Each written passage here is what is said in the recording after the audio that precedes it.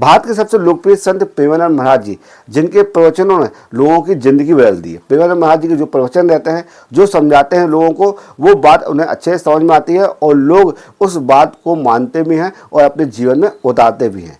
Khan sir जी ने प्रेमानंद महाराज जी के बारे में क्या कहा, क्या टिप्पणी की उन्होंने, आइए सुनिए वीडियो। प्रेमानंद महाराज जी हैं अभी, बिल्कुल बिल्कुल प्रेमानंद महाराज जी का कोई मतलब क्या ही बताएंगे, बहुत बहुत महान है वो, किसी के अवतार हैं वो। कभी कभी होते हैं कि मतलब कभी मानव में, आज के समय में भी कभी कभी कोई व्यक्ति इतने महान हो जाते हैं कि इंसान को संदेह होने लगता है कि मानव तो ऐसा नहीं होगा। कोई कोई मानव इतने महान हो जाते हैं कि सब मानव तो ऐसा नहीं होगा। यहाँ पे तो बहुत अच्छे हैं, बहुत आगे बढ़े। आप मिले हैं, हम उनको कई बार, हम मेरे पे FIR हुआ था तो हम वृंदावन में बैठे थे, मेरे पे FIR हो गया था ना, तो समझे में नहीं आया।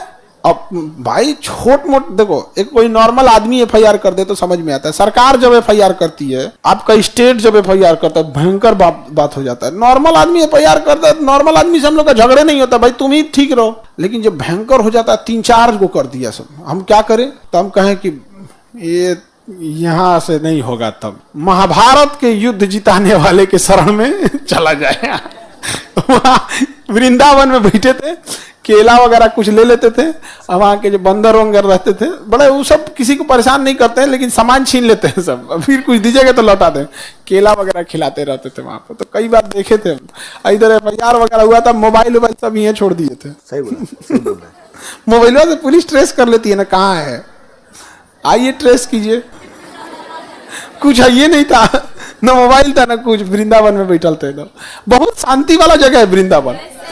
आप में मतलब हम तो वहाँ 3 दिन तक बैठले थे आराम से। वहाँ सुबह सुबह कचौड़ी वगैरह, सादा भोजन मिलेगा वहाँ, और सब्जी उब्जी बड़ा नॉर्मल उसकी क्या नाम है, वो कौन सा होता है, पेठा वगैरह के, हमको तो उतना बुझाता नहीं है सब्जी उब्जी में, खाना बनाने वाला आदमी रहे तब न जाने। वहाँ बड़ी शांति का जगह है। आगे बढ़े, भिक्षुक बनेंगे क्या आप भी?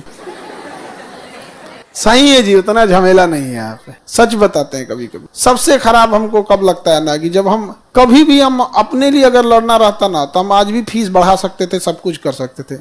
लड़ाई लड़ते हैं तुम लोग के लिए। और सबसे तकलीफ कब लगता है, जब शिक्षकों को भी सब लोग को एक साथ मिलकर ये बात कहना चाहिए कि हम लोग अपनी फीस कम कर रहे हैं और गवर्नमेंट भी GST 18% हटा दे, तो ये हमारे पीछे पड़ जाता है। उद्देश्य कि बस आप अपना फीस बढ़ाइए, हम भी बढ़ा लेंगे, बस एक ही उद्देश्य रहता है। तो कभी कभी समझ में मन करता है छोड़ छाड़ के आदमी चल जाए। फौज में रहते तो इससे ज्यादा ठीक ठाक रहते। सही में बहुत अजीब लगता है कि उस चीज को आप काम कीजिए जो आपको थोड़ा भी पसंद नहीं है। ऐसा लगेगा जैसे किसी को आप भी मान के चलिए, खाना बनाना किसी को पसंद नहीं है, हल्ला कर दो कि भैया, कर दो कि ताज होटल में खाना यही बनाएगा, तो एगो तो उसको पसंद नहीं है, और उस पे बात आ जाएगी कि भैया रेपुटेशन का बात है, ताज होटल में बना रहा है तुम, तो उसको मनाना भी मन से इच्छा भी नहीं है। जो हमरे वही है, हमको तो कोई इच्छा नहीं रहता है पढ़ाने का, लेकिन पढ़ाना भी है, उम्मीद भी लगा रहता है बच्चों को। भी कहता है सर आप पढ़ाते तो याद हो जाता है, दिक्कत नहीं होता है। यहाँ पे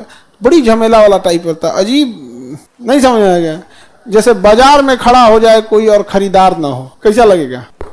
सही बोला, सही बोला। दुनिया में है मगर दुनिया के तरफदार नहीं, बाजार में जरूर है मगर खरीदार नहीं।